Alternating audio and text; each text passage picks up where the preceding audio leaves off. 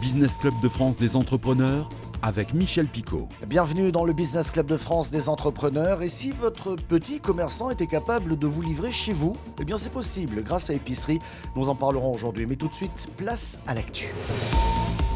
Le groupe Beneteau a le sourire, le spécialiste des bateaux de loisirs vient de mettre à jour les perspectives de son plan stratégique 2020-2025. 2 ans après le début de la mise en place de ce plan, eh bien le groupe affiche un chiffre d'affaires d'1,4 milliard d'euros, soit une progression de 15% par rapport à 2021.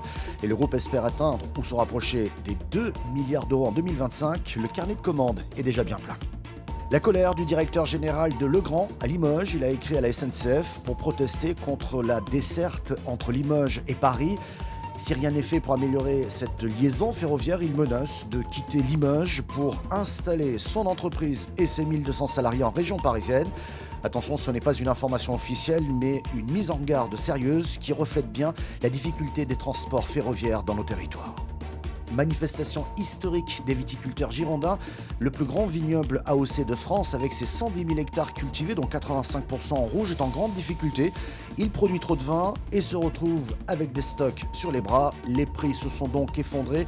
Ils demandent aujourd'hui des primes pour arracher une partie de leur vigne. À l'approche de Noël, ce joli cadeau d'un patron d'une entreprise de transport, il a organisé un tirage au sort ouvert à ses 1200 salariés. Pour ses 120 ans, cette société BMW, dont le siège est basé à Saint-Priest dans le Rhône, eh bien, le président Jean-Pierre Manchès s'avait promis de réaliser le vœu le plus cher de l'un de ses 1100 salariés à gagner une maison.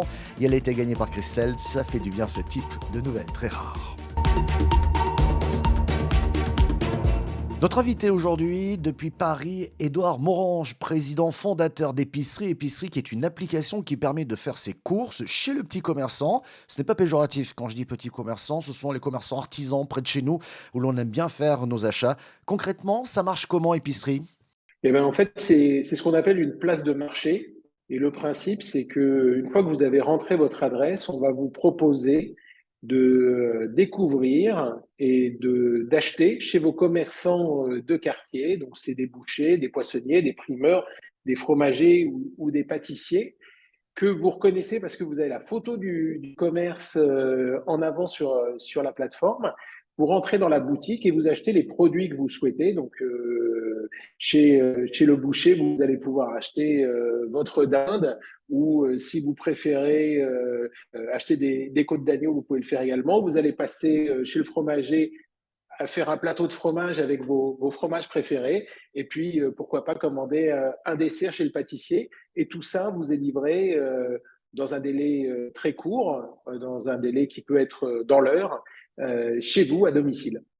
Alors pour que ça marche, il faut que le commerce soit partenaire de votre solution, j'imagine, non ? Exactement, nous on est partenaire de 1400 commerçants en France pour le moment. Qui ont signé un accord pour qu'on vienne faire des photos en boutique, qu'on vienne faire un catalogue avec leurs plus beaux produits. En moyenne, il y a 200 produits par magasin.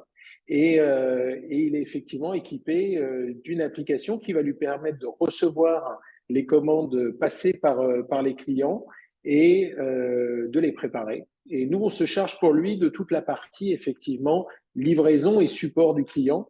Parce qu'effectivement, lui, en boutique, n'a pas le temps de s'assurer que le client est bien livré en temps et en heure. Donc, c'est nous qui surveillons ça depuis notre société pour être sûr que vous avez votre dîner de ce soir à la maison. Alors votre business model est basé sur une commission sur les courses effectuées. Vous êtes aujourd'hui présent à Paris, Lille, Bordeaux et Toulouse. Strasbourg et Nantes devraient ouvrir en 2023, mais Épicerie livre déjà partout en France des produits frais. Absolument, on a effectivement une offre qui permet de vous livrer en J+1 les gâteaux et bientôt les bûches de Noël de nos pâtissiers parisiens et de la faire livrer partout en France en 24 heures. Le portrait d'un entrepreneur créateur. Nous allons à Lyon aujourd'hui pour découvrir Caroline Lester. Elle est accompagnée par le réseau BGE et elle vend des box avec des plantes fleuries et ou comestibles, sur abonnement par exemple, ou à l'unité. On part tout de suite à Lyon. La Pousse Verte, elle propose des plantes et des coffrets cadeaux autour des plantes avec une approche responsable et ludique. L'idée, c'est de proposer des plantes cultivées en France, dans la région lyonnaise, sans traitement chimique. Donc, notamment par le biais d'une box qui va changer à chaque saison et dans laquelle on aura une plante fleurie comestible. Et avec, on va trouver des conseils de jardinage, des recettes de cuisine, une illustration et une surprise qui va changer tous les 3 mois. On peut s'abonner ou les prendre à l'unité.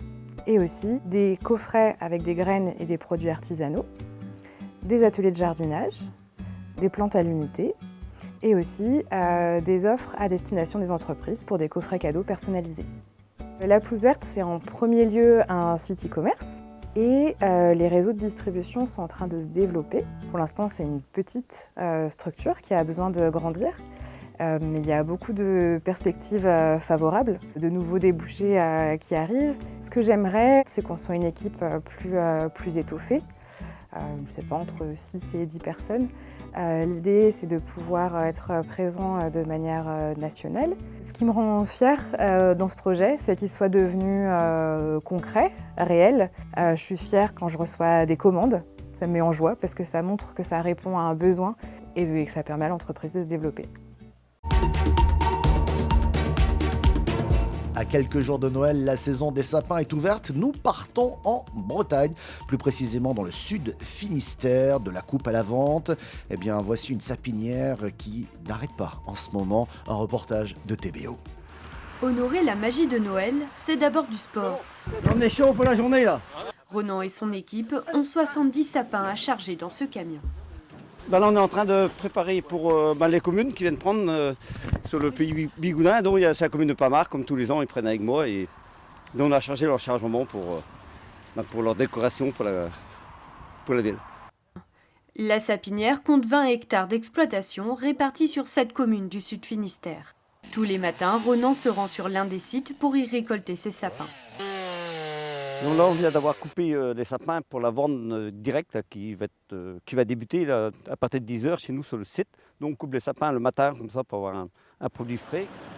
Fraîchement coupés, les sapins sont amenés sur le site de vente où les particuliers viennent chercher leur arbre de Noël.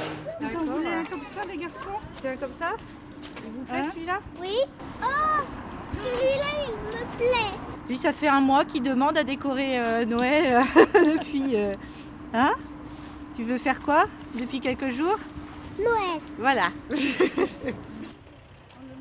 L'inflation des prix ne freine pour le moment pas les acheteurs, mais se ressent sur le choix des sapins.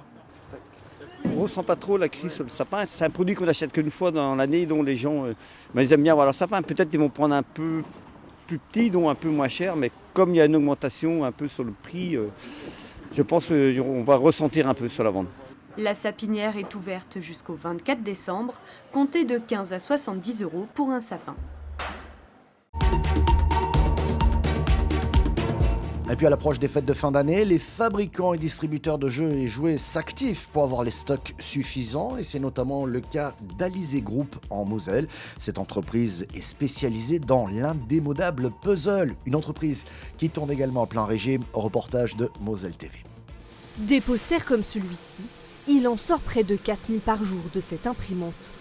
Que ce soit des paysages connus de tous ou vos simples photos de famille. Notre force aujourd'hui, c'est vraiment la flexibilité. On est capable aujourd'hui de produire soit un visuel à l'unité, soit de le produire par 100, 200, 300. Chez nous, on est ultra réactif parce qu'on peut vous sortir une boîte personnalisée dans la journée. Une fois imprimé, le poster est collé sur du carton et termine sa route dans cette machine qu'on appelle la presse. En Moselle, à la frontière, on fait beaucoup de biscuits de Noël. Donc ça fonctionne un petit peu comme un emporte-pièce. Donc on a ici le dessin d'un puzzle. Donc là, on a des toutes petites pièces de 2 cm. Par contre, il faut aussi qu'on pense aux enfants et aux seniors. Donc on fait des pièces un petit peu plus grandes. Donc là, du coup, on va passer sur des pièces qui seront légèrement plus grandes. Et si on rajoute de la mousse à l'intérieur, c'est juste en fait l'action mécanique. On vient presser la plaque de puzzle et la mousse, en reprenant sa forme, va éjecter le carton et c'est ce qu'on va retrouver sur le tapis. Ne reste plus qu'à emballer Le temps pour nous de changer d'entrepôt et d'arriver du côté logistique. Ici, c'est là que sont stockés les puzzles que l'on prépare pour l'expédition à nos clients. Par exemple, actuellement, là, vous voyez, ce sont les commandes du jour qu'on est en train de traiter. C'est pour les particuliers, c'est-à-dire ici, vous avez des commandes qui partent pour la France, pour l'Allemagne, pour différents pays. Ici, dorment près d'1 million de puzzles, des stocks hauts, pour faire face à la vague des fêtes de fin d'année. On arrive au début de la période haute, donc aujourd'hui on est sur à peu près un petit millier de commandes par jour, donc environ 4000 boîtes par jour. D'ici quelques semaines, on va monter à 4000 commandes par jour, soit entre 12 et 15 000 boîtes expédiées par jour. Pour tenir la cadence, une vingtaine de bras supplémentaires ont été recrutés. Les commandes, elles, partiront pour 30% dans l'Hexagone. Voilà, donc c'est très artisanal, mais c'est très efficace. Et le reste, partout dans le monde. Et nous partons en Corse, plus précisément à Ajaccio, pour rencontrer Olympe Rico qui a créé la Pasteria Corsa. Si on veut être un entrepreneur, évidemment qu'il y a un chemin qui est plus difficile, mais à l'arrivée, il y a une vraie reconnaissance aussi.